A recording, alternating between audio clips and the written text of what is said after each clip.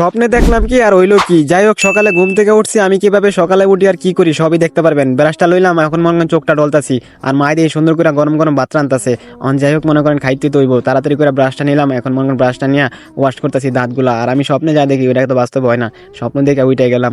ভোরে মনে করেন উঠতে পারি নাই, এখন উঠলাম 10টার উপরে বাইরে গেছে, মায়েরা খাওয়া দাওয়া করে গরম করতেছে খাবার দাবার, আর আমি দাঁত ঘষতে আছি। আজকে দাঁত ঘষতে ঘষতে আপনাদেরকে নিয়ে যাবো অন্য এক জায়গায়, তাহলে চলেন কোন জায়গায় নিয়ে যাই দেখতে থাকেন। আমাকে বিলে মনে করেন অনেক দিন যাই না, রয়্যাল গেলাম যাইবো নি, রয়্যাল একবার রাজি হয়ে গেল। যাই হোক বাইরে গেলাম মনে করেন বিলে যাওয়ার লিগা, আর বাইকনারও খুঁজতেছি, আমি একা একা যেতেছি, রয়্যাল যেতেছি। এদিকে দিবে হালকা হালকা ঠান্ডা লাগতেছে, আর এখন একেবারে শীত নাই। আগে তো অনেক শীত লাগতো, এদিকে কুয়াশার লেগে আসা যেত না, একেবারে শীত কমে গেছে গা, আর হালকা হালকা শীত লাগে, আর এই শীতের মধ্যে ভালো লাগে।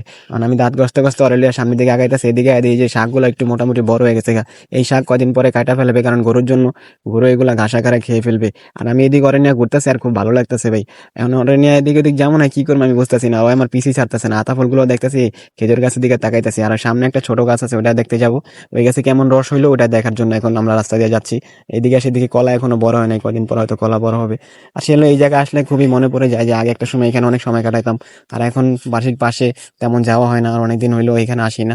এখন রয়্যাল রেলিয়া ঘুরতেছি, আর ওই মনে করেন আইলে খাবার খোঁজে, মুখের মধ্যে ব্যারাসটা দিয়ে আমি ঘুরতেছি, আর বাগানে দেখতেছি যে ওই আবার কি জানি দেখছে। এদিকে আইলে মনে করেন যে বেশি পরিমাণে কুকুর থাকাতে খুব কম আসে, তাহলে ওরা আজকে লয়ে এলাম বিলে, আর আশেপাশে ঘুরতেছি। আর পাখির এত সুন্দর সাউন্ড ভাই, সত্যি অনেক ভালো লাগে, এখানে আসলে মনটা শান্তি হয়ে যায়। হঠাৎ করে দিয়ে আমার বাইক নিয়ে বললো একটা গ্যালান নিয়ে পানি ভরার লিগা, আমি বললাম ঠিক আছে তাহলে আজকে পুষ্করিতে মুখ ধোয়া যায়। ওই বললো ঠিক আছে কাকা তাহলে চলেন পুষ্করিতে আপনি মুখ ধুন। আমি বলছি ঠিক আছে তাহলে চলো।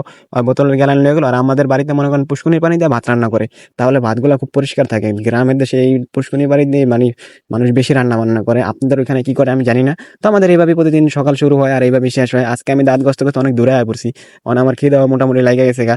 আর মনে করেন যে অরেলিয়া ভিতরে ঢুকে গেলাম গা, আর এইদিকে দিক যাইতেছি গা, আর বাতি যা মনে করেন যে কুকুরের লগে একটু খেলা করতেছে আমার রয়্যালের লগে। আর এই বাগানে এত পরিমাণে গাছ হয়েছে ভাই, আর মনে করেন যে এইদিকে যাইতেছি আর মনে করতেছি চাচা চলো।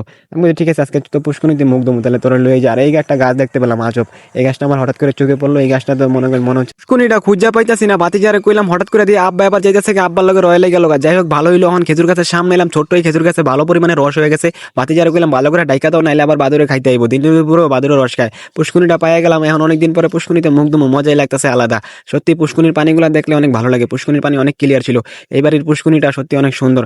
এখন মনে করেন আমি মুখটা দেবো, বাতি যারে গেলাম তুমি মোবাইলটা ধরো, মুখটা ধুইতেছি ভাই, অনেক ভালো লাগতেছে। অনেকদিন পরে গ্রামের পুষ্করিতে এবার মুখ ধুতে পারে অনেক খুশি হয়ে গেলাম, কারণ অনেকদিন হলো পুষ্করিতে মুখ ধুই না, সবসময় কলের মধ্যে মুখ ধুই আর কলের গোসল করি। আর পুষ্করিতে গোসল করলে আমার জড়ায় পড়ে, আপনাদের কেমন লাগে আমি জানি না। মুখ ধোয়া শেষ করলাম, উপরে উঠে গেলাম, এখন রয়্যাল আবার দিয়ে আব্বারে বিদায় দিয়ে আমার কাছে আয় পড়ছে। ওরা শেষ করলাম, বাড়িতে গেলাম, আব্বু খেজুর গাছ কাটতে চলে যাইতেছে, আর আম্মুকে দেখতেছি রান্না শুরু করে দিল। এখন আমাদের দুপুরের রান্না হইতাছে, সত্যি অনেক ভালো লাগতেছে। এত এত খাবার দেখছি, এত এত জায়গায় গেছি, কিন্তু মায়ের হাতের খাবারের স্বাদই লাগে আলাদা।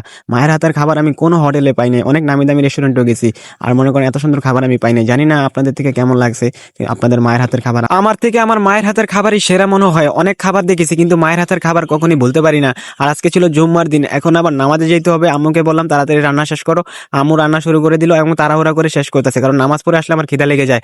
তো আজকে আমি নামাজ পড়ে এখন মনে করেন যে বাড়িতে চলে আসি, এসে দেখি মা আবার রান্না এখনো শেষ করতে পারি নাই। যাই হোক এখন মনে করেন খাবার দাবার খাবো, আর সারাদিন ঘুরলাম, আমি কি করলাম সবই আপনার সাথে শেয়ার করলাম। আর রান্না বান্নাও শেষ হয়ে গেল, প্রায় রান্না বান্না শেষ, কিছুক্ষণ পরে খাবার খাবো, নামাজ পড়ে এখন দাঁড়িয়ে আছি। তো সবাই ভালো থাকেন, আসসালামু আলাইকুম।